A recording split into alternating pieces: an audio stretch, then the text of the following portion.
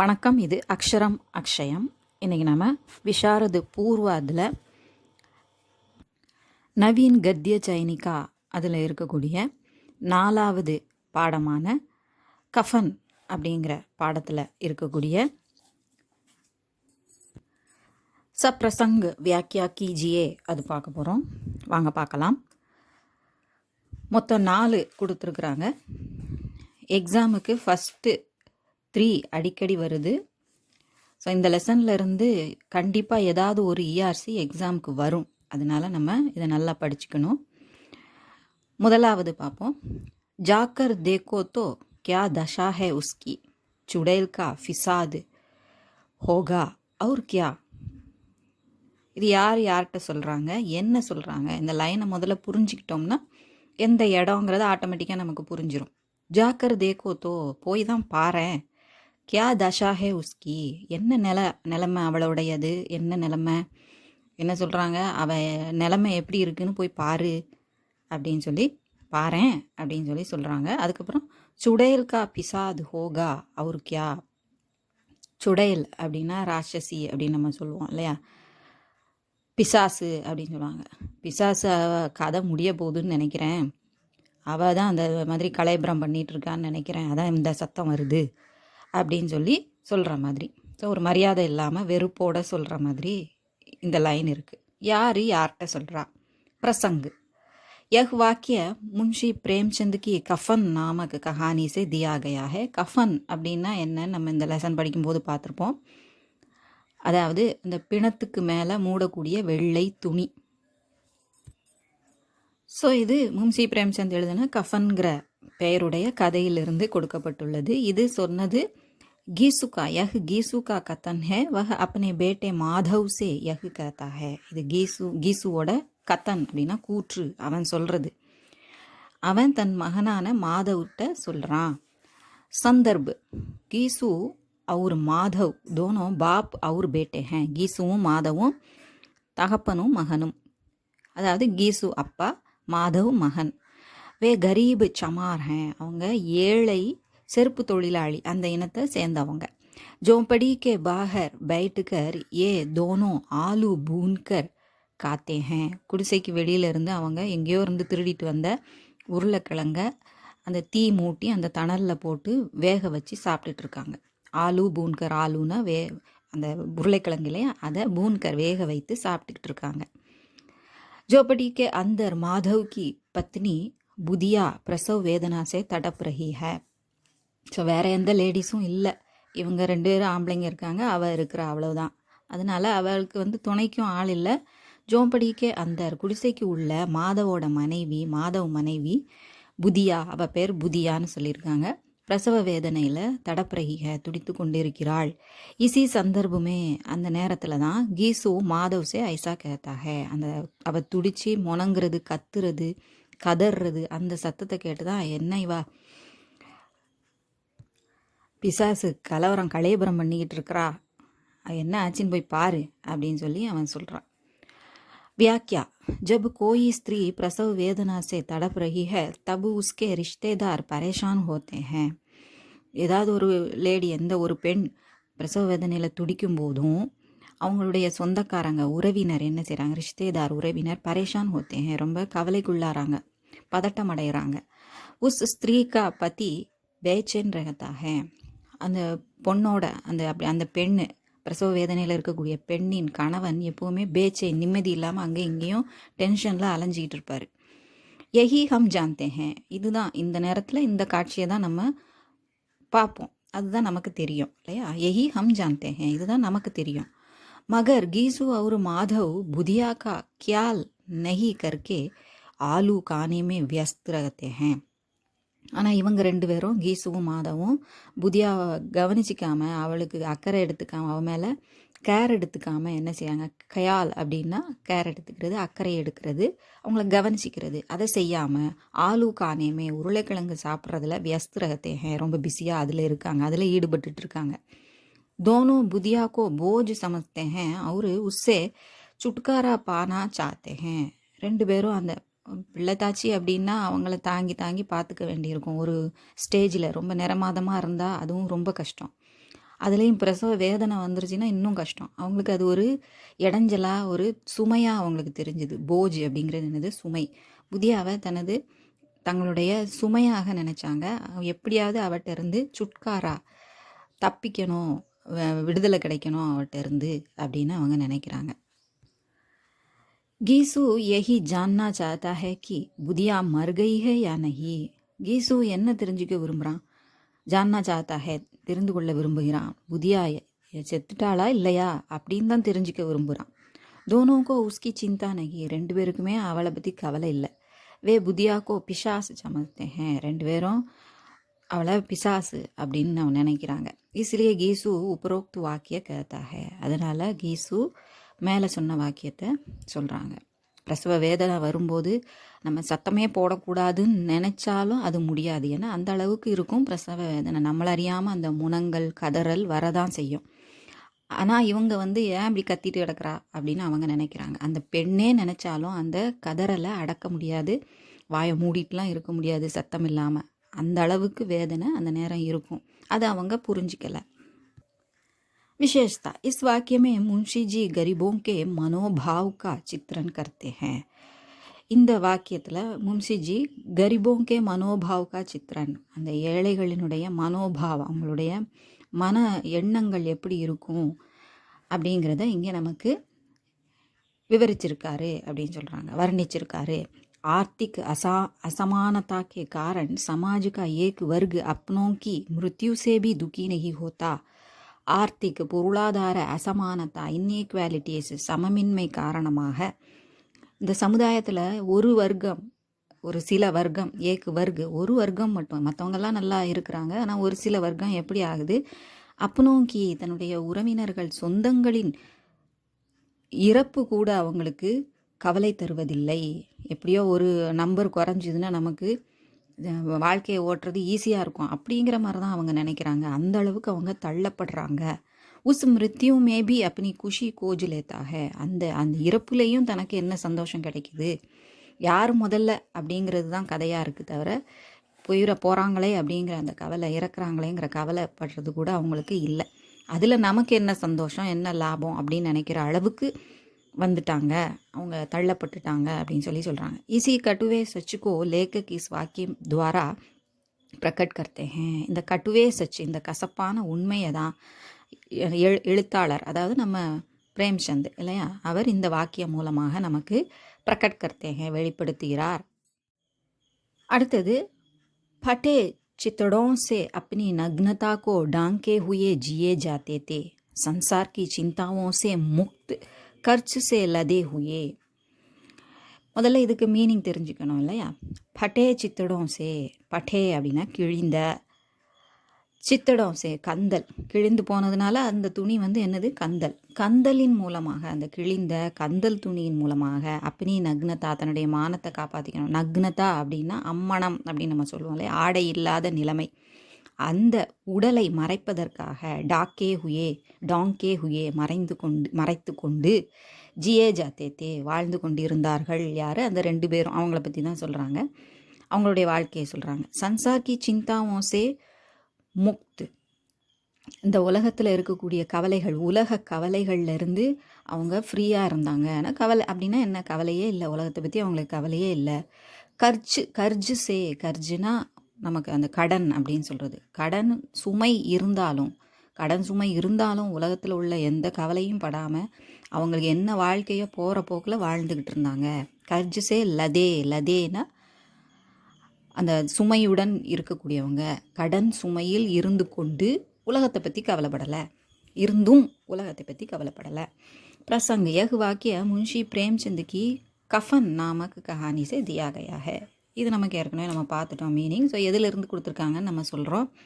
சந்தர்ப், मुंशी जी अपनी इस कहानी में दो गरीब चमारों का चित्रण करते हैं. इसी संदर्भ में यह वाक्य लिखते हैं. போன இதில் பார்த்த மாதிரி தான், ரெண்டு அந்த செருப்பு தைக்கும் தொழிலாளி அந்த இனத்தை சேர்ந்தவர்கள் ஏழ்மையில் இருக்காங்க. அவங்க ரெண்டு பேருடைய வாழ்க்கையை பற்றி இதில் சொல்கிறாங்க. எந்த நிலைமையில் இருக்காங்கங்கிறத சொல்கிறாங்க கஃபனில். வியாக்கியா, गांव के गरीब लोग अपड़ होते हैं. கிராமத்தில் இருக்கக்கூடிய ஏழை மக்கள் பெரும்பாலும் அப்படி படிக்காதவர்களாக இருக்கிறாங்க. இவர் எழுதின காலத்தில் உள்ளதை சொல்கிறாங்க. இப்போது நிறைய பேர் படித்தவங்க இருக்கிறாங்க. உன்கே பாஸ் கோயி டோஸ் சம்பத்தி நகி ஹோத்தி, அவங்கக்கிட்ட எந்த ஒரு உறுதியான நிலையான, டோஸ் அப்படின்னா உறுதியானன்னு ஒரு அர்த்தம் இருக்குது, நிலையானன்னு நம்ம எடுத்துக்கலாம். சம்பத்தி செல்வம் எதுவும் இருக்கிறதில்ல, நிரந்தரமான சொத்து எதுவும் இருக்கிறதில்ல. ஜீவன் மே ஜோ ஹோத்தா ஹே உசே யோं ही अपनाना उनका स्वभाव होता है, தன்னுடைய வாழ்க்கையில் என்ன நடக்குதோ அதை அப்படியே யோஹி அப்படியே அப்னானா ஏற்றுக்கொள்வது அவங்களுடைய சுபாவமாக இயல்பாக இருந்தது. वे अपने को गरीबी के आगे असक्त पाते हैं, इसलिए वे जीवन से उदासीन हो जाते हैं. அவங்க இந்த ஏழ்மை, கரீபி அப்படின்னா ஏழ்மை, கரீப்னா ஏழை, கரீபினா ஏழ்மை, அந்த ஏழ்மையின் முன்னால் அவங்க தன்னை சக்தியற்றவர்களாக காணப்படுறாங்க. அதனால தன்னுடைய வாழ்க்கையில் உதாசீன், அது மேலே ஈடுபாடு இல்லாமல் ஒரு வெறுப்போடு தான் வாழ்க்கையை நடத்திக்கிட்டு இருக்காங்க. வே பாஸ்வாலோं से कर्ज ले लेते हैं, பக்கத்தில் இருக்கிறவங்க கிட்ட, பாஸ்வாலோं से பக்கத்தில் இருக்க அக்கம் பக்கத்தில் இருக்கிறவங்க கிட்ட கர்ஜ் கடன் வாங்கிக்கிறாங்க. अपने शरीर को ढंकने के लिए उनके पास अच्छे कपड़े भी नहीं होते, தன்னுடைய உடம்பை மூடிக்கிறதுக்காக, டங்க்னே கேலியே மூடிக்கொள்வதற்காக, மறைத்து கொள்வதற்காக நல்ல துணிகள் கூட, உடைகள் கூட அவங்களிடம் இருப்பதில்லை. வே சித்துடோं से नग्नता हो छिपाने की कोशिश करते हैं, தன்னிடம் இருக்கக்கூடிய கந்தலை வச்சு, ஏற்கனவே இருக்கக்கூடிய பழைய துணி நைந்து கிழிந்து போய் இருக்கும், அந்த கந்தல் துணியை வச்சு தன்னுடைய மானத்தை மறைச்சிக்கணும்னு அவங்க நினைக்கிறாங்க. கோஷிஷ் கர்த்தே ஹே, முயலுகிறார்கள். உன்கோ கோயி பி சிந்தா நகி ரகத்தி, எந்த ஒரு கவலையும் அவங்களுக்கு இருக்கிறதில்ல, இருக்கிறத வச்சு வாழ்க்கை எப்படி போகுதோ போகிற போக்கில் வாழ்ந்துக்கிட்டு இருக்காங்கன்னு சொல்கிறாங்க. உன்கேலியே ஜீவன் அவர் மரண் தோனோ ஏக் சமான் ஹே, அவங்களுக்கு வாழ்க்கையும் ஒன்று தான், சாவும் ஒன்று தான், பிறப்பும் இறப்பும் ஒன்று தான், வாழ்க்கையும் ஒன்று தான், சாவும் ஒன்று தான் அப்படின்னு நினைக்கக்கூடியவங்களாக இருக்கிறாங்க. கீசு அவர் மாதவ் ஐசே ஹி ஸ்வபாவ் வாலே ஹே, பொதுவாக அந்த ஏழை மக்கள் எப்படி இருப்பாங்களோ அந்த குணத்தோடு தான் இவங்க இருக்கிறாங்க, அந்த இயல்போடு தான் இருக்கிறாங்க கீசுவும் மாதவும். உன்கா சித்திரன் கர்த்தே ஹுயே லேக்கக் உபரோக்து வாக்கிய லிக்தே ஹே, அவங்கள பற்றி நமக்கு எக்ஸ்பிளைன் பண்ணி சொல்லும்போது, டிஸ்கிரைப் பண்ணும்போது மேலே சொன்ன அந்த வார்த்தைகளை சொல்கிறாங்க, வாக்கியத்தை சொல்கிறாரு, எழுதுறாரு அப்படின்னு சொல்லியிருக்காங்க. विशेषता, प्रेमचंद जी को निम्न वर्ग के प्रति सहानुभूति थी. प्रेमचंद जी की निम्न वर्ग, அந்த கீழ் நிலையில் இருக்கக்கூடிய, தாழ்ந்த நிலையில் இருக்கக்கூடிய அந்த மக்களின் மீது சகானுபூதி, இரக்கம் இருந்தது. இஸ் வாக்கியமே பி வஹி பாவனாக, இந்த வாக்கியத்திலையும், இங்கே கொடுக்கப்பட்ட இந்த வாக்கியத்திலையும் அந்த உணர்வு தான் நமக்கு பார்க்க முடியுது, உணர்வு தான் இருக்குது. प्रेमचंद जी साबित करते हैं कि गरीबों के इस तरह के व्यवहार का कारण समाज है. ஏழைகளின் இந்த மாதிரியான விவகார நடவடிக்கை, அதாவது செத்தாலும் சரி போனாலும் சரி நிறைய கடனை வாங்கி வச்சுட்டு எந்த ஒரு கவலையும் இல்லாமல் அவங்க இருக்கக்கூடிய எந்த மாதிரியான நிலைமைக்கு காரணம் இந்த சமுதாயம்தான் அப்படின்னு சொல்லி அவர் சொல்ல வராரு. சாபித் கர்த்தே ஹே, நிரூபிக்கிறார். அடுத்ததா, கைசா புரா ரிவாஸ் है जिसे जीते जी तन टगने को चीतड़ा भी न मिले, उसे मरने पर क्या कफन चाहिए. இதை முதல்ல புரிஞ்சுக்கணும் இல்லையா? கைசா புரா ரிவாஜ் ஹே, என்ன ஒரு சம்பிரதாயம், ரிவாஜ் அப்படின்னு சம்பிரதாயம், பழக்க வழக்கம் அப்படின்னு சொல்கிறாங்க.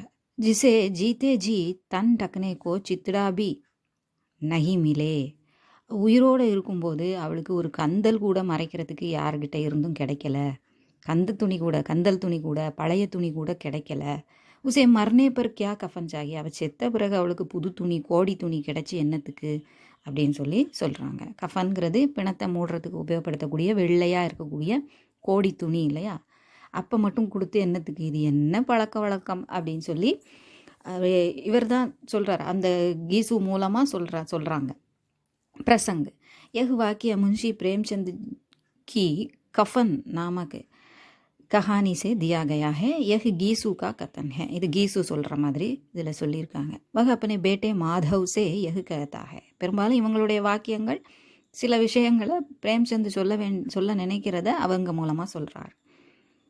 தன்னுடைய மகன்கிட்ட அவர் சொல்கிறார், கீசு சொல்கிறார். சந்தர்ப், மாதவ் கி பத்னி புதியா மர் ஜாத்தி ஹை, அவள் இறந்துடுறா, பிரசவ வேதனையில் அவளை கேர் எடுத்துக்க முடியாததுனால அவள் இறந்தே போயிடுறா. गीसु और माधव पर तरस खाकर लोग कफन के लिए पैसे देते हैं. இவங்க ரெண்டு பேர் மேலேயும் தரஸ் காக்கர் இறக்கப்பட்டு அனுதாபப்பட்டு அவங்களுக்கு கஃபனுக்காக பைசா கொடுக்குறாங்க. கஃபன் துணி வாங்குறதுக்காக பைசா கொடுக்குறாங்க. தோனோ கஃபன் கரீதுனே ஜாத்தேங்க. ரெண்டு பேரும் அதை வாங்குறதுக்கு போகிறாங்க. அந்த கோடி துணி வாங்க போகிறாங்க.